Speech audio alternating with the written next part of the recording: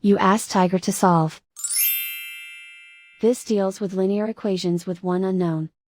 The final result is p equals 18. Let's solve it step by step. Simplify the expression. Group like terms. Simplify the arithmetic. Group all constants on the right side of the equation. Subtract 14 from both sides. Simplify the arithmetic.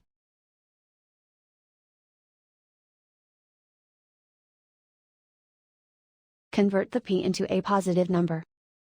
Multiply both sides by -1.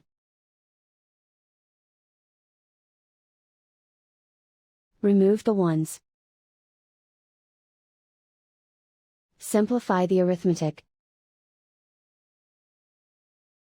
And so the final result is p equals 18.